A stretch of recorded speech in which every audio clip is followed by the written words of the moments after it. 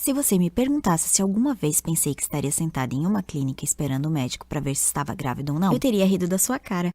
Nenhuma garota de 14 anos gostaria de estar nessa situação, e ainda assim foi o que aconteceu comigo. Era um dia quente de primavera, e eu tinha que olhar para baixo porque o sol estava batendo diretamente nos meus olhos. E tá, eu admito, eu estava bem nervosa. Eu olhei para cima, apertando os olhos, e o médico estava lá olhando para mim. Ele parecia nervoso também. Ai, será que eu realmente estava grávida?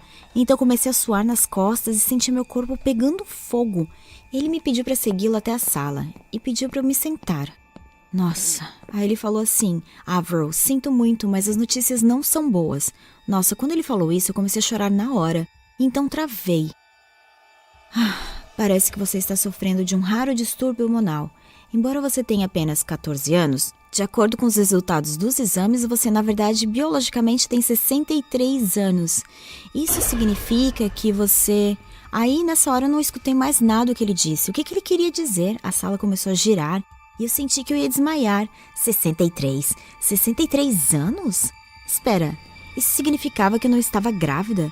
Aí eu comecei a chorar e o médico sentou ao meu lado dizendo que tudo ia ficar bem, que haviam pesquisas sobre isso, que era um distúrbio e tal, mas eu não acreditava que eu tinha pensado que eu tinha ficado grávida, quando na verdade a notícia era praticamente o oposto. Aí ele explicou que basicamente eu tinha entrado na menopausa precocemente e por isso que eu não estava mais menstruando e que estava passando por esses calorões.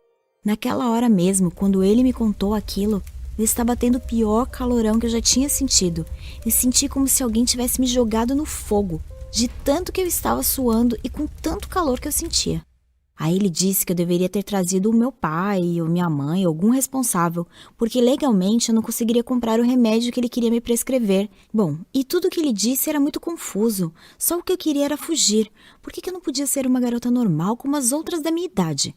É uma loucura quando eu penso nisso, porque quando eu fiquei menstruada a primeira vez, eu achei que eu estava morrendo. Eu lembro de dizer para minha amiga Jessie que eu adoraria nunca mais ficar menstruada de novo, de tão doloroso que foi. Só que ao sair do médico, tudo que eu mais queria era menstruar. Eu queria nunca ter desejado aquelas coisas. Pior do que escutar que eu nunca poderia ter filhos, era ter que contar aquilo para minha mãe. E, se eu não contasse, eu não ia poder comprar a reposição hormonal, se é que aquilo ia me ajudar. Eu era uma aberração. Como é que a minha vida chegou a isso? Há alguns meses eu era só uma adolescente normal, reclamando da escola, me apaixonando por garotos e saindo com as minhas amigas. Agora eu era uma velha presa no corpo de uma menina.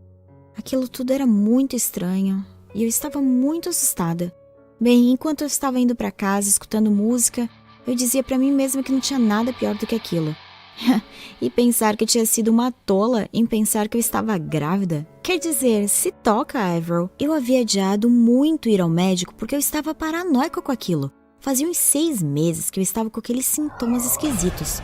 No começo, a minha menstruação parou. E então comecei a suar muito e mal conseguia dormir do calor que eu sentia o tempo todo, mesmo no inverno. Aí eu pensei que podia estar imaginando coisas. Mas quanto mais eu pensava naquilo, mais o meu corpo parecia diferente. Aí eu acabei mencionando para Jessie, e a Jessie me disse assim: Avril, você pode estar grávida. Minha prima me contou que teve uma garota que nadou com os garotos e ficou grávida, de verdade. Aí eu ri, quer dizer, fala sério, né? Ninguém engravida assim, não é? Bem, só que depois eu comecei a acreditar naquilo. Eu pesquisei meus sintomas e tudo apontava para gravidez. Eu não queria sair e comprar um teste, porque eu tinha certeza que a mulher da farmácia ia me julgar. Por isso eu fui ao médico. Bem, eu não sei que notícia teria sido melhor, estar grávida ou isso. Quando eu cheguei em casa, o carro da minha mãe estava na garagem. Eu tive que fingir que eu estava na escola, mesmo eu tendo matado aula para ir na consulta. Aí eu entrei e eu estava morrendo de medo. E se ela desconfiasse que tinha alguma coisa errada? Felizmente ela estava numa ligação, então ela nem me viu e eu fui direto no quarto. Assim que eu entrei, deitei na cama e comecei a chorar muito. Comecei a chorar porque eu me sentia horrível, porque eu estava com medo de contar para minha mãe e depois para os meus amigos. O que eles pensariam de mim? De repente, algo que eu nem tinha pensado passou pela minha cabeça. Eu estava morrendo? O médico disse que eu era biologicamente semelhante a uma pessoa de 63 anos. Então o quê? Eu ia morrer daqui uns 10, 15 anos? Eu queria socar alguma coisa, isso não era justo. Eu tinha só 14 anos, eu tinha toda a minha vida pela frente. Ou pelo menos era o que eu pensava. Naquela noite, eu nem quis comer. Eu senti um vazio por dentro. Eu acho que realmente estava vazio, certo? Não havia um bebê lá dentro, nem óvulos que virariam bebês um dia. Nada fazia sentido. Eu fechei os olhos e me enfiei debaixo das cobertas. Eu sabia que eu não iria dormir, mas talvez, se eu dormisse, eu acordasse e percebesse que aquilo era só um pesadelo horrível. E, na verdade, eu era uma garota normal. 5 minutos depois, a minha mãe falou alguma coisa. Eu tentei não escutar, mas ela estava me chamando. Eu realmente não queria saber o que ela queria, mas se eu não fosse lá, ela ia continuar gritando e gritando. Sabe, a minha mãe é muito estressada. Ela é mãe solteira e trabalha o tempo todo. Então, ela não tem realmente uma vida muito fácil. Eu desci as escadas e olhei rapidinho no espelho para ver se meus olhos não estavam muito inchados de tanto chorar. Ela estava lá, esperando no pé da escada e estava com uma cara bem esquisita. Será que ela estava bebendo? Eu sei que ela andava bebendo por causa do estresse, mas não era isso, era outra coisa. Aí ela começou a gritar assim. Por que foi que você matou a aula, hein, senhorita? Um passarinho me contou que viu você em uma clínica médica. O que você tem a dizer sobre isso? O que é que você não está me contando, hein? Conte agora. Aí eu fiquei lá parada, olhando para ela, e de repente eu me senti tão pequena e sem esperança. Eu falei bem baixinho que eu não queria falar sobre aquilo, não. Eu esperava que ela me deixasse em paz, sabe? Mas ela me agarrou pelo braço e me arrastou pela casa. Me diga o que está de errado agora. Me diga o está de castigo, mocinha. Mãe, Bem, é complicado. Então eu comecei a chorar. E em meio a soluços, eu contei pra ela que eu não poderia ter filhos. Que eu tinha ido ao médico porque eu estava me sentindo esquisita. Mas não contei a ela a parte de achar que estava grávida, sabe? Porque ela teria me matado. Depois expliquei que precisava que ela assinasse uma coisa pra eu poder tomar medicamento de reposição hormonal pra menopausa. Aí ela falou assim, menopausa? Você o quê? Você quer dizer que nunca serei avó? Você é uma desgraça. O que deu em você? E com isso ela também começou a chorar, sabe? Eu não podia acreditar nela. Eu tinha acabado de dizer que eu tinha um distúrbio estranho e tudo que ela pensava é que ela nunca seria avó. Eu corri para o meu quarto e bati a porta. Minha mãe estava agindo como a pessoa mais egoísta do mundo. Como é que ela podia ter o mesmo sangue que eu? Mais tarde, naquela noite, eu ouvi uma batida na porta. Era minha mãe. Eu não queria vê-la, mas ela entrou mesmo assim. Ela estava chorando muito e começou a se desculpar, dizendo que a culpa era dela e que ela se sentia muito culpada. Eu não entendi o que ela quis dizer. Aí ela disse que durante a minha gravidez, ela continuou a beber, mesmo sabendo que era errado, e que talvez de alguma forma ela fosse responsável por isso. Aí eu falei pra ela parar, que não era culpa dela, sabe? Que o médico disse que isso era um distúrbio raro, que não era culpa de ninguém. Bom, aconteceu e infelizmente eu tive azar de ficar com esse distúrbio. E eu sabia que não fazia sentido nenhum eu guardar rancor da minha mãe, até porque eu poderia morrer logo mesmo. E foi quando eu percebi que não poderia mais viver assim. Eu precisava de mais informações. No dia seguinte, minha mãe e eu fomos ver um médico e ele explicou tudinho pra gente. Eu ia precisar tomar reposição hormonal pelo resto da vida. Quando ele disse isso, eu interrompi e disse: você quer dizer pelos próximos 10 anos? Porque aí eu já vou morrer, não é? Aí tanto o médico quanto a minha mãe ficaram me olhando horrorizados. Então o médico começou a rir e disse: morrer?